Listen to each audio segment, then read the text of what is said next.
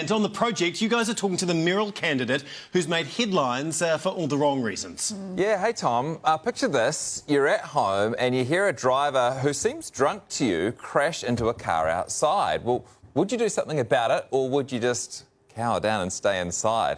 Craig Lord, who's running for Mayor of Auckland, has ended up needing stitches and hospital attention after he decided to get involved. That's him with his son in the hospital. Craig came face to face with the alleged offender who'd already crashed into multiple cars and a power pole. Craig says the driver then attacked him. And luckily, with the help of some locals and his son, they were able to restrain the man until police arrived. Then another twist. Police today revealed that the same alleged offender was released and then had another crash later that night. And that one put 2 women and 2 children in hospital. One of those kids was only 8 years old. And joining us now to pick up the story and tell us how it all unfolded is Craig Lord. What made you get involved, Craig? Most people, I've got to say, would probably want to keep the heck away.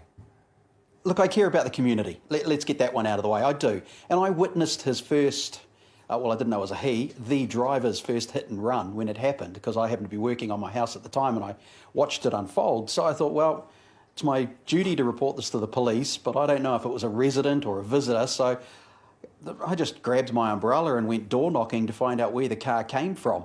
I did not expect it to escalate to the level it did, but it was coincidental. It really was that driver turned up at the house that I happened to be knocking on at the door at the time.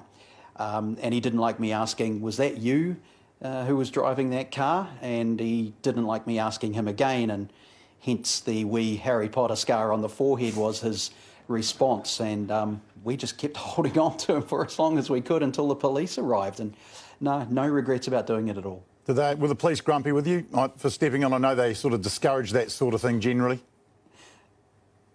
Look, no, they weren't. I guess in the public persona, it's their duty to say, please stay away from vigilante justice, let us do our job. But it wasn't vigilante stuff anyway, because we didn't expect it to be what it was.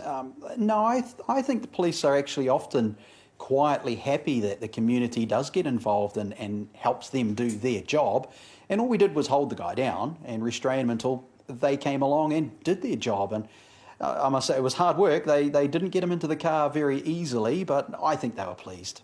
What did you make of the news that this guy actually ended up crashing again?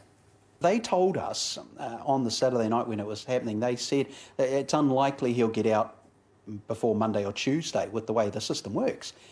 Then we heard the rumour that, hey, there's been another crash locally and we think it's the same guy. And I'm like, no way, it can't be. He's still be in jail.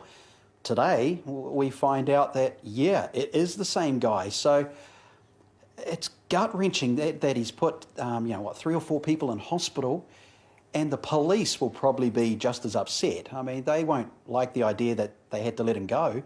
So it's a system problem. I guess a whole lot of the public have to knock on the door of the government and say, how did that happen? Because this guy could have killed someone. So it's disturbing, isn't it?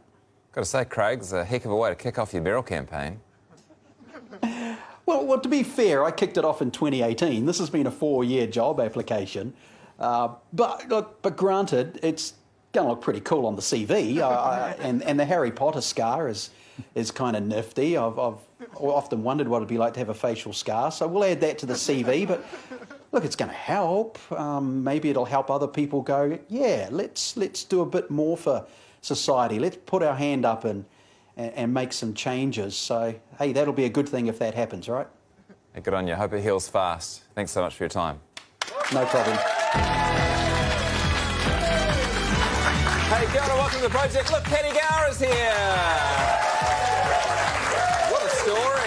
Whoa, and I've got to say, you know, as a bit of a political expert, that guy, I hadn't actually really seen him before. He just looked a little too calm, too much of a good communicator and too honest to actually run for mayor. Yeah, I know. And the translating the police's public message versus what he thinks they're saying. I love that, yeah. Actually, the police secretly want you guys to get involved. Yeah, just have a go at it.